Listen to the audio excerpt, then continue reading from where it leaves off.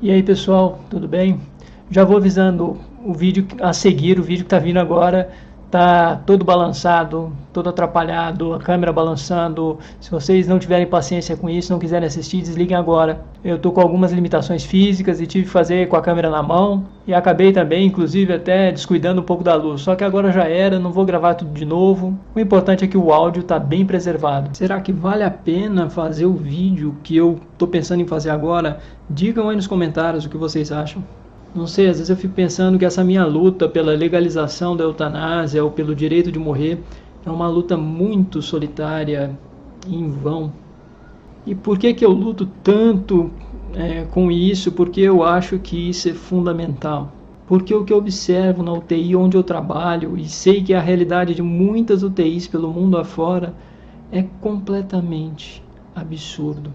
Não diz respeito ao comportamento dos funcionários, são exemplares em sua maioria, diz respeito ao sistema, diz respeito à nossa cultura que simplesmente nega a morte, nega que tem uma hora que as coisas não tem mais jeito, não tem mais solução e que prolongar é muito pior e pode produzir sofrimentos piores do que uma tortura classicamente falando.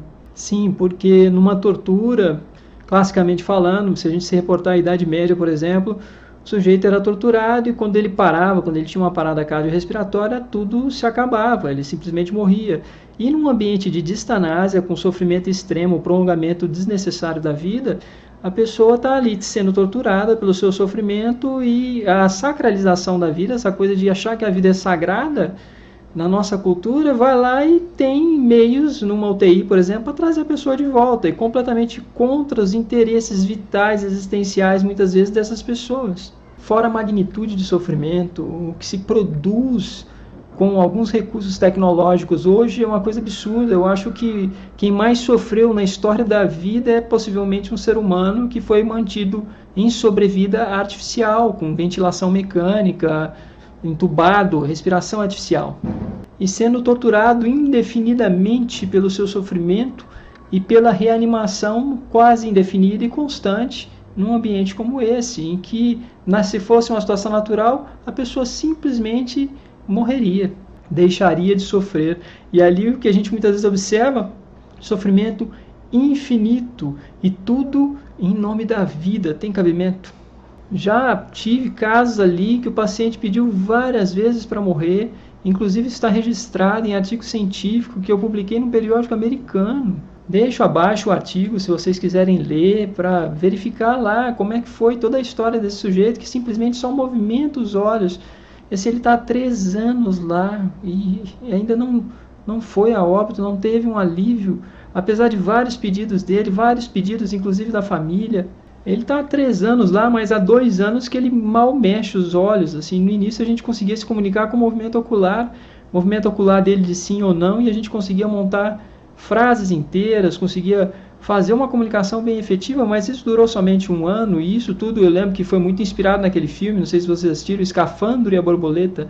Se não assistiram, está a indicação também. Queria um dia, se pudesse, se fosse possível, mas não é possível, não sei, não há limite ético relacionado a isso. E, claro, as pessoas teriam que ter o seu consentimento de serem filmadas de como elas sofrem dentro de uma UTI. Só que, assim, é uma coisa absurda, eu nunca vi. Eu também não sei se as pessoas iriam se sensibilizar suficientemente. As pessoas não se sensibilizam. Mesmo muita gente que trabalha em UTI não se sensibiliza e reproduz uma série de valores que eu acho totalmente egoístas, absurdos, desumanos. Já vi profissionais que trabalham em UTI dizendo que alguns pacientes mereceriam o sofrimento que estão passando ali, numa perspectiva assim, a gente querer trazer kardecismo nessas horas, pelo amor de Deus, ninguém merece aquilo ali, ninguém, nenhum ser, nenhuma bactéria, nenhum verme merece tal nível de sofrimento. Não tem cabimento dizer uma coisa dessas, sem precedentes. é de uma perspectiva autocentrada, egoística, assim, absurdamente grande. Mas UTI é isso mesmo, eu fico até muito pouco ali, das 40 horas eu estou somente 10 horas ali, somente 2 vezes por semana, mas eu não consigo deixar de me revoltar, eu não consigo. Há sofrimentos que são evitáveis e eticamente a gente tem que lutar para eliminar os sofrimentos que são evitáveis. E há sofrimentos que são incontornáveis em determinados contextos. E o que fazer quando são incontornáveis? É dar o alívio que a pessoa está pedindo. E muitas vezes esse alívio é abreviar a vida dela, abreviando o sofrimento. Às vezes não tem outro jeito. E aí meu tom fica até alterado e me perdoem. Teve um dia que eu cheguei no leito de um outro paciente e ele traqueostomizado com a maioria deles. Imagina, você está num sofrimento absurdo e você não consegue ter voz, nem para gemer, nem para gritar, para nada. Então, assim, fica mais difícil até das pessoas compreenderem o quanto você está sofrendo. Você abre a boca, articula palavras, mas não sai som. Em alguns casos, a pessoa não tem nem o poder de ter uma expressão bem definida de sofrimento no rosto e está em sofrimento absurdo que você observa por vários indícios, inclusive pressão arterial, frequência cardíaca alta. Aí eu cheguei no leito desse sujeito e ele tinha tido sequelas de uma doença que deixou ele bem paralisado, tetraplégico.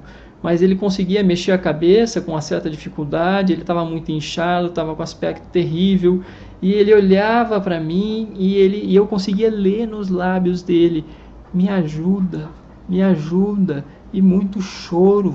E aí no relacionamento, inclusive com alguns colegas de equipe, eu era o idiota, eu era o chato ali da situação, que estava simplesmente atrapalhando, porque ele seria poliqueixoso, segundo a terminologia de alguns. Eu era o babaca que estava invadindo ali o espaço de quem fica muito mais tempo, aquele sujeito. Enfim, eu fui naquele dia praticamente impedido de ter acesso àquele sujeito. Era mais ou menos assim, sai daqui, Adriano, você vem pouco aqui, nós estamos aqui muito mais do que você, nós ficamos aqui uma quantidade de tempo 4 vezes maior do que você não tem autoridade nenhuma para estar se relacionando com esse sujeito, para dizer se ele está sofrendo ou não. Claro, ninguém disse isso explicitamente, é mais ou menos o que eu entendi por parte da equipe, ali, por parte da situação. Mas também tem o fato de que algumas pessoas que ficam ali vão ficando muito dessensibilizadas, e isso é natural.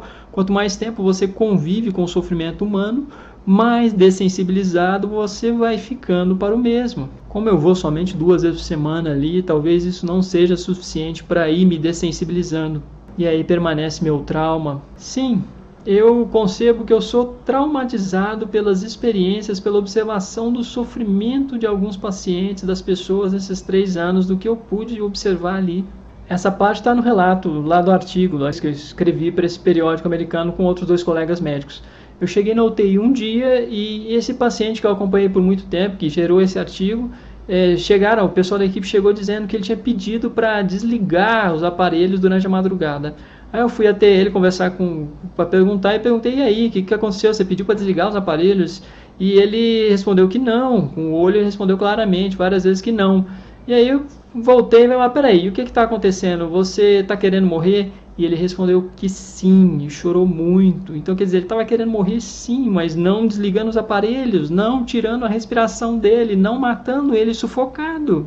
E isso faz com que eu tenha uma vontade enorme de assim, morar num país como a Holanda ou como a Bélgica, onde existe a legalização da eutanásia, do suicídio assistido, do direito de morrer para pessoas que estão nessa condição. Porém, não tem como eu ir para outro país, nem nada. Eu estou totalmente estabelecido aqui, e é aqui que eu vou ficar e vou continuar lutando sozinho, de certo modo. E quem quiser me ajudar de certa maneira, por favor, entre lá na comunidade do Facebook Eutanásia Brasil, no qual eu montei, e vamos postando o que a gente tiver.